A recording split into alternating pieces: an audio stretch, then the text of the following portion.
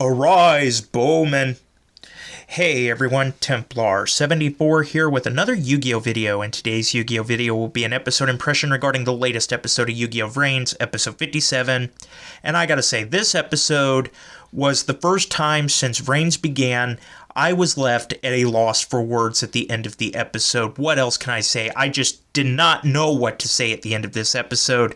But anyway, with that being said, and without further ado, let's talk about the episode. So the episode begins eerily at this virtual castle where we hear Bowman's boss commanding him to rise with his new memories, and we see Bowman rising out of this box filled with this muck. This moment gave me Dracula vibes, I gotta be honest with you guys. Total Dracula vibes watching Bowman rise. And we hear Bowman exclaim, "Playmaker, I've been waiting for this moment." We then transition to Playmaker and I, who are pressing on, and I is excited to get revenge on Bowman. But after a while, I begins to wonder if Wendy had lied to them, because there is literally nothing out here where they're at. There is nothing there except clouds and empty space.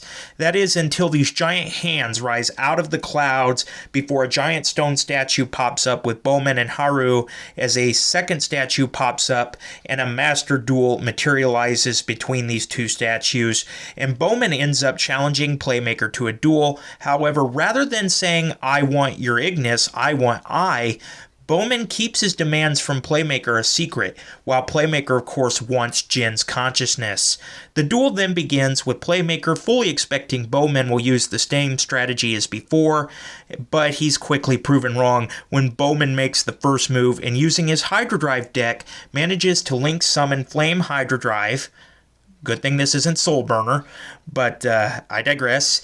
Anyway, seeing this takes Playmaker aback. He doesn't know what to think about this, and he's wondering just what Bowman is planning, as Bowman exclaims, "This will be the field of judgment, where Playmaker's crimes will be revealed," as he plays Judgment Arrows and uses it to link summon a new Link monster, Link 2 Twin Hydrodrive Knight, which, thanks to its ability, is Twin attribute, fire and water, with an attack strength of 1800.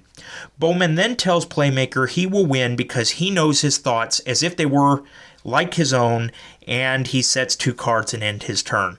So Playmaker then figures one of Bowman's face downs are probably in all likelihood Property Spray, which could be trouble, and that Bowman has also become stronger and this is a different Bowman than before. Playmaker vows to uncover the truth as he makes his move.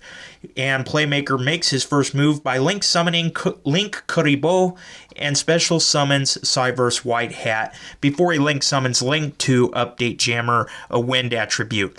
Essentially, Playmaker avoids summoning a water or fire type to avoid a direct attack by Bowman, but Playmaker isn't done. He uses White Hat's effect to drop Hydrodrive Knight's attack down to 800 until the end of the turn, as Playmaker declares an attack.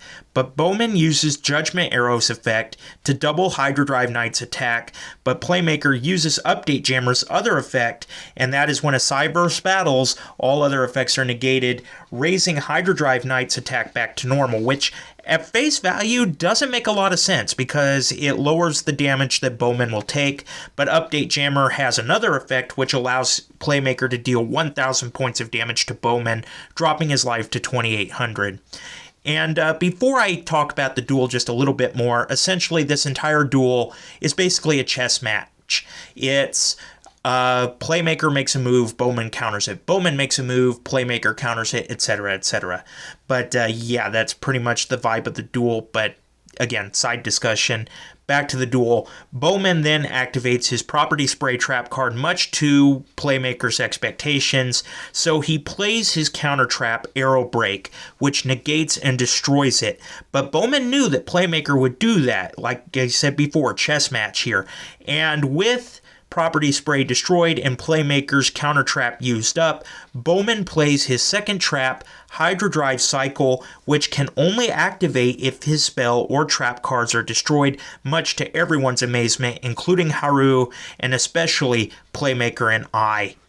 So Bowman then uses this card to return Hydrodrive Knight to his deck and then draw 2 cards, and special summon Burn Hydrodrive by dropping its attack to 0, and Bowman then uses Hydrodrive Cycle to pay 500 life points to special summon a Hydrodrive token of that attribute.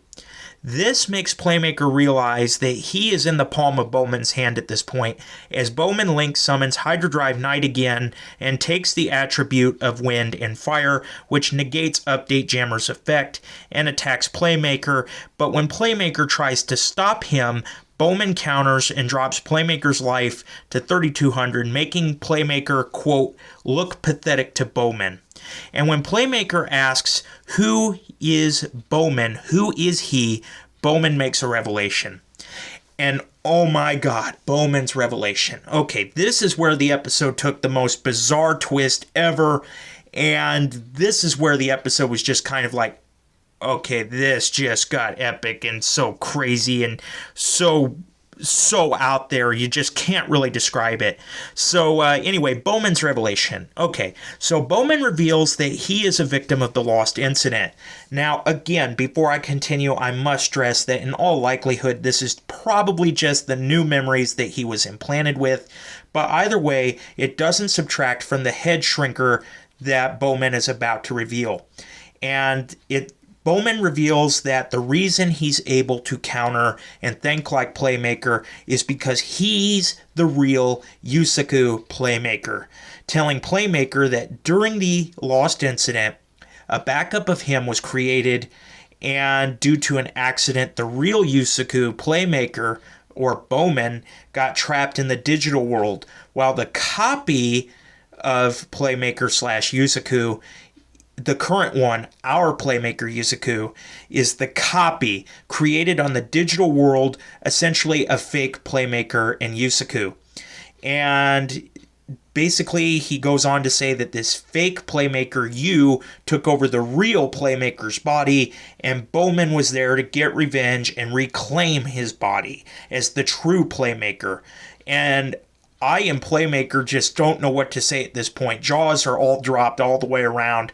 Playmaker and I are just in total disbelief of this. And that's where the episode ends. There's really not a whole lot more to say at the end of this episode, because everybody's just dumbstruck by this revelation. So yeah, like I said, this episode pretty much left me at a loss for words. I don't know what else to say. Overall, it was a great episode, a 9 out of 10. I really want to see the end of this duel. I really want to see what they say next. And I must say, before this episode, I was skeptical of this theory, but a lot of people are speculating this will be Playmaker's first defeat. And after this episode, I gotta say, I really do think that might happen here. But I guess we'll have to wait and see.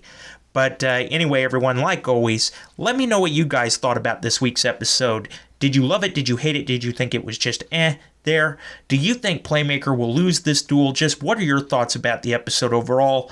Let me know in the comments section down below, because as always, I enjoy hearing from you. All right, everyone, as always, Templar74 signing off. Have a great day, everybody, and I'll talk to you all next time. Goodbye, everybody.